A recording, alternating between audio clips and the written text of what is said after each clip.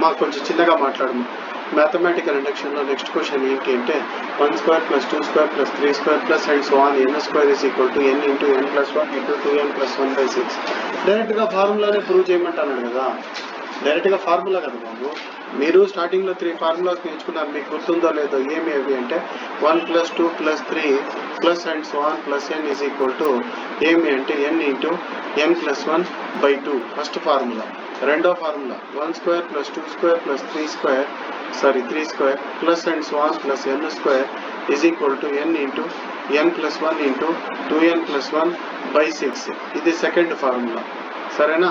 అలాగే third formula ఏమంటే బాగా చూడండి. థర్డ్ ఫార్ములా ఏమంటే 1³ + 2³ + 3³ and so on n³ n² × n + 1/2/4. ఇది 3 ఫార్ములాస్. ఇందులో ఫస్ట్ వన్ చాలా ఈజీ ప్రూవ్ చేయడము. కావాలంటే చేసి చూపిస్తా. ఒకవేళ క్వశ్చన్ అడిగితే ఎలా చేయాలా ఫస్ట్ క్వశ్చన్ అడిగితే చేయొచ్చు. కానీ మనకు అడిగిండేది ఇప్పుడు ఏ క్వశ్చన్, ఈ క్వశ్చన్ అడిగినాడు, సరేనా. సో ఫస్ట్ క్వశ్చన్ ఒకసారి స్పీడ్గా చేసేద్దాము, మళ్ళీ ఈ క్వశ్చన్ చూద్దాం, సరేనా. అంటే ఈ క్వశ్చన్ ప్రూవ్ చేద్దాం. సో ఎంత టర్మ్ వాడే ఇచ్చేసినాడు కాబట్టి డైరెక్ట్గా నేను ఏమని రాసుకుంటానంటే లెట్ s ఆఫ్ n అని అనుకుంటాను. లెట్ s ఆఫ్ n = అని చెప్పి రాసుకుంటాను. సో దీన్ని ఏమంటుకుంటా అంటే ఈక్వేషన్ నెంబర్ 1. అర్థమవుతుందా. సో ఫస్ట్ స్టెప్ ఏమి, if n = 1 then LHS left hand సైడ్లో n ఎక్కడ ఉంది, ఒక చోటే మాత్రమే ఉంది. ఆ ఒక్క చోట n ప్లేస్లో 1 పెడితే ఎంత వస్తుంది, LHS 1. Similarly RHS right hand సైడ్లో n ఉన్న చోట 1 సబ్స్టిట్యూట్ చేయాలా. సో 1 సబ్స్టిట్యూట్ చేస్తే ఎంత అంటే 1 × 1 + 1/2. 1 + 1 అంటే 2 వస్తుంది. 2/2 అంటే ఎంత వస్తుంది, 1 వస్తుంది. దేర్ఫోర్ LHS RHS వచ్చింది. కాబట్టి కింద ఏం రాయొచ్చు అంటే the given statement is true for n = 1. The given statement is true for n = 1. అయిపోయింది ఒక స్టెప్. సెకండ్ స్టెప్లో ఏమంటే assume that the given statement is true for n = k. Assume that the given statement is true for n = k. S of k. So first ఈక్వేషన్లో n ఉన్న చోట k పెట్టాలి. 1 + 2 + 3 and so on n ఉన్న చోట ఏం పెట్టాలి, k. Right hand side ఏముంది, n × n + 1/2 k × k + 1/2 అని రాసి ఈక్వేషన్ నెంబర్ 2 రాసుకోవాలి. Next adding k + 1th term on both sides of equation 2. nth term ఏమి, n. k + 1th టర్మ్ ఏమవుతుంది, k + 1. సో k + 1 యాడ్ చేయాల ఎక్కడ, ఈక్వేషన్ 2కి both sides. So add చేద్దాం చూడండి. So 2 implies 1 + 2 and so on k. కి ఎంత add చేయాలి పక్కన, k + 1 యాడ్ చేసి = k × k + 1/2 కి ఎంత యాడ్ చేయాలి, ఇక్కడ కూడా k + 1. బాగా అబ్జర్వ్ చేస్తే రెండిట్లో k + 1 రైట్ హ్యాండ్ సైడ్లో కామన్ చేయొచ్చు. ఇక్కడ k + 1 ఇక్కడ k + 1 కామన్ చేసేస్తాను. బయటికి వచ్చేస్తే మిగిలేది ఎంత లోపల చెప్పండి. ఫస్ట్ టర్మ్లో k/2 మిగులుతుంది, సెకండ్ టర్మ్లో 1 మిగులుతుంది. కరెక్టేనా. 2 1 * ఏమవుతుంది, 2 అవుతుంది. 2 1 * ఎంత, 2. చాలా మంది ఇవి రెండు యాడ్ చేయండి అంటే ఏమంటారంటే k + 1/2 అంటారు. తప్పు. 2 1 * 2 అవుతుంది, k + 2/2 అవుతుంది. సో యాడ్ చేస్తే ఎంత సార్ అంటే 2 1 * 2 అవుతుంది, మొత్తానికి డివైడెడ్ బై 2 వస్తుంది. సో ఫైనల్ ఆన్సర్ ఎంత వస్తుందంటే k + 1 × k + 2/2. కానీ మన క్వశ్చన్ రైట్ హ్యాండ్ సైడ్ ఏమి, n × n + 1/2. సో k + 2ని ఎలా రాసుకుంటానంటే 1 + 1గా రాసుకుంటాను. సరిపోయిందా. ఇది n, ఇదేమి ఇది n + 1. సరిపోయిందా లేదా. n × n + 1/2 వచ్చింది కాబట్టి therefore the given statement is true for n = k + 1. therefore by the principle of mathematical induction the given statement is true for all small n belongs to capital N అని చెప్పి రాయాలి. అక్కడికి మొత్తం 7 marks వచ్చేస్తాయి. So next question మనము అంత ఈజీగా చేయలేము, కొంచెం కష్టం అవుతుంది, అయినా సరే చేద్దాము. చూడండి క్వశ్చన్ ఏంటి అంటే ఇది 1² + 2² + 3² అండ్ సో ఆన్ n² ఏముంది అక్కడ అంటే n × n + 1 × 2n + బై 6 అర్థమవుతుందా? సో దీన్ని ఎస్ ఆఫ్ ఎన్ అనుకోవాలి, దీన్ని ఎస్ ఆఫ్ ఎన్ అనుకోవాలి. సో ఇదేమవుతుందంటే ఈక్వేషన్ 1 అవుతుంది, ఈక్వేషన్ 1 అవుతుంది. సరేనా? సో ఇప్పుడు ఫస్ట్ స్టెప్ ఏం రాయాలో చెప్పండి, ఇప్పుడు ఒక్కొక్కరు చెప్పండి ఏం రాయాలి. First step if n is equal to 1, if n is equal to 1 చెప్పండి. If n is equal to 1 then next step చెప్పండి. LHS is equal to n ఉన్న చోట 1 పెడితే LHS ఈక్వల్ టు RHS అప్పుడే రాయేస్తావా? LHS లో n వాల్యూ 1 పెట్టాలి. 1 square ఎంత అవుతుంది? 1 వస్తుంది. సో RHS ఎంత అవుతుంది? RHS is equal to 1 into 1 plus 1 into 2 1 జా 2 అంటే 2 ప్లస్ 1 ఇంటూ కాదు బై 6. 1 ప్లస్ 1 అంటే 2, 2 ప్లస్ 1 అంటే 3, 1 ఇంటూ 2 ఇంటూ 3, 1 ఇంటూ 2 2, 2 3 సార్ ఎంత 6, 6/6 వస్తుంది. 6/6 ఎంత సార్ అంటే క్యాన్సల్ కొడితే 1 కాబట్టి LHS ఈక్వల్ టు RHS వచ్చింది కాబట్టి therefore the given statement is true for the given statement is true for n is equal to 1. అయిందా? సో నెక్స్ట్ స్టెప్ ఏంటి సార్ అంటే assume that, very good, assume that the given statement, assume that comma the given statement is true for n is equal to k.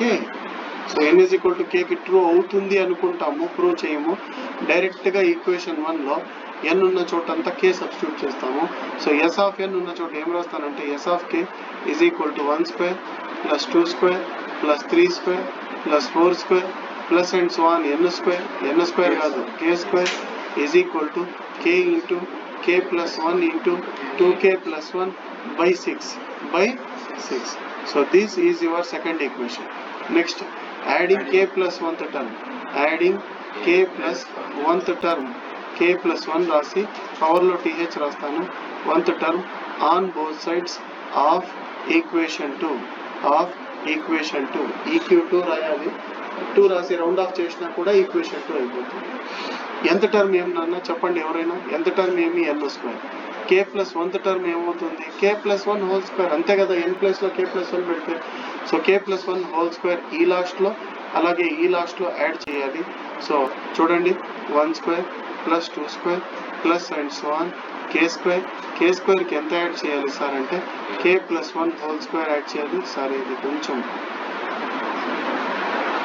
So k square ఎంత add చేయాలి అంటే k plus 1 whole square add చేయాలి is equal to k into k plus 1 into 2k plus 1 by 6 అని రాసి ఎంత add చేయాలి sir అంటే k plus 1 whole square, k plus 1 whole square. కేవలం RHSని మాత్రమే సింప్లిఫై చేయాలి. RHSలో ఏమి కామన్ చేయొచ్చు? ఎవరైనా చెప్పచ్చు. RHSలో ఏమి కామన్ చేయొచ్చు? k ప్లస్ 1 కామన్ చేయొచ్చు. k కాదు, k ఇక్కడ ఉంది, అడుందా? లేదు. k ప్లస్ 1 రెండిట్లో ఉంది, k ప్లస్ 1 కామన్ చేయొచ్చు. సో ఫస్ట్ టర్మ్లో k ప్లస్ 1 బయట కామన్ చేసేస్తాను. ఎంత మిగులుతుంది సార్ అంటే k ప్లస్ 1 వెళ్ళిపోయింది కాబట్టి k into 2k plus 1 by 6. ఇది ఎందుకు సార్ రాసుకోలేదంటే బయట కామన్ చేసేసినాం. రెండిట్లో ఒకటి వెళ్ళిపోతే ఒకటి ఉంటుంది కదమ్మా. సో ఏం రాసుకోవాలి? k plus 1. అర్థమవుతుందా? సో కింద ఏమీ లేదంటే 1 ఉన్నట్టు. 6కి 1కి LCM ఎంత అంటే 6. సో ఎంత వస్తుందంటే k ప్లస్ 1 అలాగే ఉంటుంది. ఇక్కడ LCM 6 కాబట్టి k into 2k plus 1 into 6 1 జర్ 6 into k plus 1, 6 into k plus 1. అర్థమవుతుందా? నెక్స్ట్ చూడన్న k ప్లస్ 1 అలాగే ఉంటుంది, దీన్ని ఏం మార్చొద్దు. ఇక్కడ చూడు k ఇంటూ 2k ఎంత సార్ అంటే చాలా మంది 3k అంటారు, కాదండి. k ఇంటూ 2k వచ్చి 2k square. So 2k square వస్తుంది. k ఇంటూ 1 ఎంత అంటే k వస్తుంది. 6 ఇంటూ k ఎంత అంటే 6k వస్తుంది. 6 1 జర్ ఎంత అంటే 6 divided by 6. 6k plus k ఎంత అంటే 1k, 7k వస్తుంది. సో మిడిల్లో ఇక్కడ 2k స్క్వేర్ తర్వాత 7k ప్లస్ 6 రాసుకోండి. సో ఇది ఫైనల్ ఆన్సర్. కానీ క్వశ్చన్లో రైట్ హ్యాండ్ సైడ్ ఏముంది? n into n plus 1 into 2n plus 1 by 6 వచ్చేసింది. k ప్లస్ 1 వచ్చేసింది.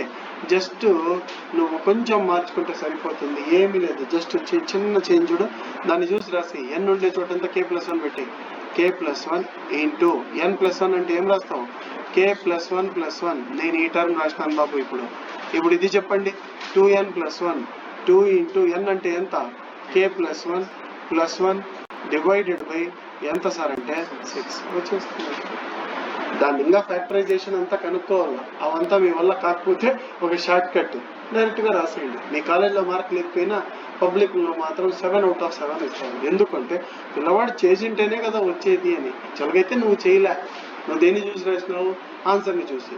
కానీ అది ఎప్పుడు రైట్ అవుతుందంటే ఈ స్టెప్ వరకు నువ్వు కరెక్ట్గా చేసిందల్లా.